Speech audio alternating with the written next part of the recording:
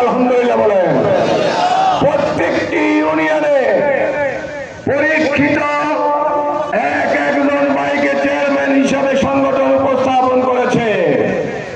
প্রত্যেকটি উপজেলায় 2টি উপজেলায় চেয়ারম্যান, ভাইস চেয়ারম্যান, মহিলা ভাইস চেয়ারম্যান হিসেবে আমাদের সৎ, যোগ্য, তাকওয়াবান, খোদাভীরু পরীক্ষিত লোকদেরকে উপস্থাপন করা হয়েছে। আর এই জনপদে আমাদের 11 জন শীর্ষ নেতাকে সম্পূর্ণ অন্যায়ভাবে একের পর এক হত্যা করা হয়েছে, জুডিশিয়ালি কিলিং করা হয়েছে, ঠিক কিনা বলেন? আর ফাঁসির আগে একের পর এক তাদের কাছে বিভিন্ন জিনিস তাদের কাছে নিয়ে আসা হয়েছিল। যদি আপনারা এটা গ্রহণ করেন তাহলে আপনাদেরকে ফাঁসি দেওয়া হবে না, এখনই মুক্তি করে দেওয়া হবে। আমাদের নেতৃবৃন্দ বলেছেন যে মৃত্যুর ফয়সালা আসমানে হয়, জমিনে নয়, ঠিক কিনা বলেন? আমরা তো তাদের উত্তরসূরি। এই অনুকূল পরিবেশে প্রত্যেকটি ওয়ার্ডে জামাত ইসলামীর পক্ষ থেকে একজন খোদাভীরু, সৎ, যোগ্য, পরীক্ষিত লোকদেরকে উপহার দেওয়ার জন্য এই মুহূর্তে সংগঠন সিদ্ধান্ত নিয়েছে। সবাই আলহামদুলিল্লাহ বলেন। প্রত্যেকটি ইউনিয়নে পরীক্ষিত একজন ভাইকে চেয়ারম্যান হিসাবে সংগঠন উপস্থাপন করেছে। প্রত্যেকটি উপজেলায় 2টি উপজেলায় চেয়ারম্যান, ভাইস চেয়ারম্যান, মহিলা ভাইস চেয়ারম্যান হিসেবে আমাদের সৎ, যোগ্য, তাকওয়াবান, খোদাভীরু পরীক্ষিত লোকদেরকে উপস্থাপন করা হয়েছে, ঠিক কিনা বলেন? এখন আমাদের কাজ হচ্ছে তাদেরকে বিজয়ী করার জন্য আমাদেরকে চেষ্টা করা। এটাই হলো সকল জুলুম, নির্যাতন, ফাঁসি, জেল, জুলুমের প্রতিশোধ। আমরা সেই প্রতিশোধ নিতে চাই। আমরা আমাদের ভাইদেরকে বিজয়ের মধ্য দিয়ে আজকে ইউনিয়ন পরিষদে সৎ, খোদাভীরু নেতৃত্বের অভাব, ঘাটতি দেখা যাচ্ছে। আমাদের একজন চেয়ারম্যান এই ইউনিয়ন এই ঈদে তার কাছে যে বরাদ্দ এসেছিল সেই বরাদ্দ শতভাগ দিয়েছেন। দেওয়ার পরে সরকারের যে সীমিত বরাদ্দ সেটা শেষ। এরপরে তিনি সংগঠন থেকে সহযোগিতা নিয়ে ওই সমস্ত লোকদেরকে হাজির করলেন। আমি বললাম এরা কারা? তিনি বললেন যারা সরকারি বরাদ্দ পায় নাই ওই লোকদেরকে আমরা কালেকশন করে তাদেরকে সেই বরাদ্দ দিচ্ছি, ঠিক কিনা বলেন?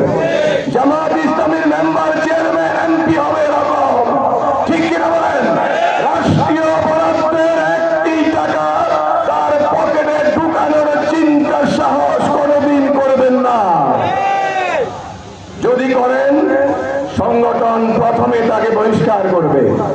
আর অন্যান্য দলে যত দক্ষতার যোগ্যতার সাথে চুরি করতে পারে তাদের তত প্রমোশন হয়, ঠিক কিনা বলেন? সুতরাং জাতির কাছে 53 বছর পরে আমাদের আহ্বান যে 53 বছর পর্যন্ত বাংলাদেশের যে দেশে শাহজালাল, শাহ মাহমুদ খান, জাহান আলী শুয়ে আছে, যে দেশের মানুষ ফজর আযানের মধ্যে জাগে, যে দেশের মানুষ এশার আযান দিয়ে ঘুমিয়ে পড়ে, সেই দেশের স্পিকার আজ পর্যন্ত এই সাহস করতে পারেন নাই যে আজকে জাতীয় সংসদের কাছে প্রশ্ন হচ্ছে এখন থেকে সুদ, ঘুষ, দুর্নীতি, হত্যা, জখম এগুলো অবৈধ ঘোষণা করা হলো। যারা এই প্রস্তাবের পক্ষে আছেন তারা হ্যাঁ বলেন। 151 জন সদস্য হ্যাঁ বলার সেই সুযোগ কি সৃষ্টি হয়েছিল? হয়েছিল কিনা বলেন? হয় নাই। 53 বছর পরে আমরা সেই সুযোগ পাবো ইনশাআল্লাহ। সেই সুযোগ সৃষ্টি করার জন্য আমাদেরকে প্রত্যেকটি অলিতে গলিতে, প্রত্যেকটি জনপদের কৃষক, শ্রমিক, মেহনতি জনতা সবার কর্ণ কুহরে আজ থেকে 1000 বছর পূর্বে নবী মুহাম্মদ রাসূলুল্লাহ সাল্লাল্লাহু আলাইহি ওয়াসাল্লাম যে উই ওয়ান্ট জাস্টিস এর স্লোগান দিয়েছেন, লাকাদ আরসালনা রাসূলানা বিল বাইয়িনাত ওয়া আনজালনা মাহুমুল কিতাব ওয়াল মিজান লিয়াকুমান নাস বিল কিস। তিনটি চরিত্র দিয়ে রাসূল এসেছিলেন। রাসূল নবুয়তের আগে আলামী রাস্তা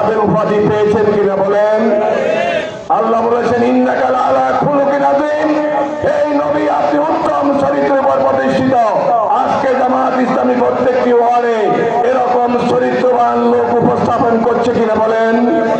এবং রসুল কিতাব এবং মিজান দিয়ে একটি সুন্দর সোনালী সমাজ নির্মাণ করেছিলেন। সেই সমাজ আমার একজন সুন্দরী রূপসীমা তার সমস্ত অলঙ্কারাদি পরিধান করে নির্বিঘ্নে রাজপথ দিয়ে হেঁটে গিয়েছেন। কোন দুষ্কৃতিকারী তাদের দিকে তাকানোর সুযোগ পান নাই। ঠিক কিনা বলেন? আজকে আমাদের মাদেরকে বিভ্রান্ত করা হচ্ছে। ইসলামী শাসন কায়েম হলে আপনারা ঘরে বের হতে পারবেন না, অথচ রাসূল মায়েদেরকে দিয়ে যুদ্ধের ময়দানে ভূমিকা পালন করেছিলেন কিনা বলেন? মায়েদেরকে সোনালী মানুষ হিসেবে তৈরি করেছিল ইসলাম। আজকে জামাত ইসলামী সেজন্য এই সমাজ বিনিময়ের জন্য কাজ করছে। আমাদেরকেও সেইভাবে প্রস্তুতি নিয়ে প্রত্যেকটি এলাকায় এলাকায়, প্রত্যেকটি ঘরে ঘরে রিক্সাজীবী, শ্রমজীবী, দিন মজুর, ঠেলাওয়ালা থেকে শুরু করে প্রত্যেক মানুষদেরকে আমাদেরকে বন্ধু হিসাবে গ্রহণ করতে হবে। রাজি আছেন আপনারা?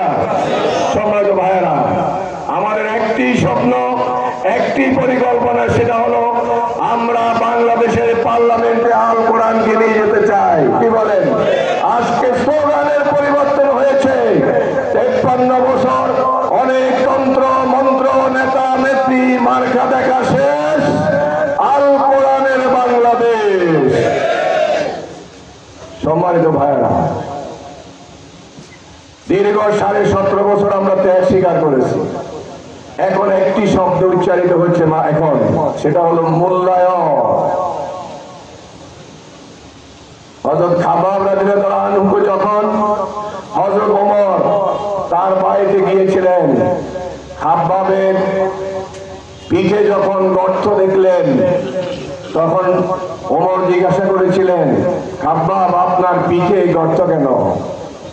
তিনি বলেছেন, আমি ঈমান এনেছি, এই অপরাধে আমাকে আগুনের উপর নিক্ষেপ করা হয়েছিল, আর আমার রক্ত মাংসগুলো আগুন নিভে গিয়েছিল।